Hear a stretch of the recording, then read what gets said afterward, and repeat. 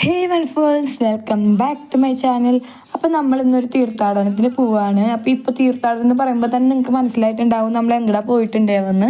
നമ്മൾ കൊട്ടിയൂർ അമ്പലത്തിലേക്കായിരുന്നു പോയിട്ടുണ്ടായത്. ഫസ്റ്റ് നമ്മൾ കാടാമ്പുഴ ഭഗവതി ക്ഷേത്രത്തിൽ പോയിട്ടാണ് പിന്നെ കൊട്ടിയൂർ പോയത്. അപ്പോൾ കാടാമ്പുഴ ഞങ്ങളൊരു 4:30 ആ ടൈമിലാണ് എത്തിയത്. അപ്പോൾ കൃത്യമായിട്ട് നമുക്ക് തൊഴാനും കാര്യങ്ങൾക്കൊക്കെ പറ്റി.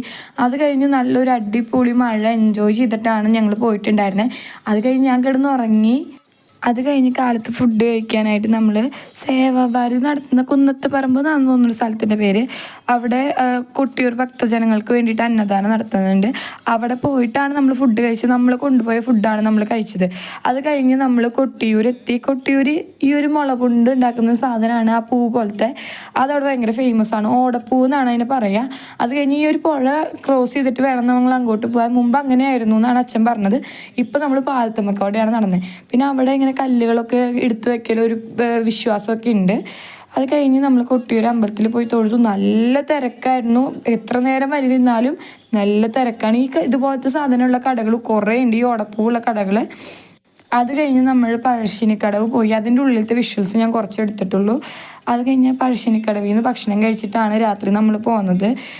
പിന്നെ അവിടെ കുളത്തിൽ ഇറങ്ങി ജസ്റ്റ് കാലൊക്കെ ഒന്ന് നനച്ചു. നല്ല രസമായിരുന്നു എന്തായാലും യാത്ര. അപ്പോൾ നിങ്ങൾ ഇതുവരെ കൊട്ടിയൂർ പോയിട്ടില്ലെങ്കിൽ ഒന്ന് പോയി നോക്കും. പക്ഷെ നല്ല തിരക്കുണ്ട്. അപ്പോൾ അത് മൈൻഡിൽ വെച്ചിട്ട് വേണം നിങ്ങൾ പോവാൻ. അപ്പോൾ വീഡിയോ ഇഷ്ടപ്പെട്ടാൽ ലൈക്ക് ചെയ്യുക. കൂടുതൽ വീഡിയോസിന് വേണ്ടിയിട്ട് സബ്സ്ക്രൈബ് ചെയ്യുക. താങ്ക്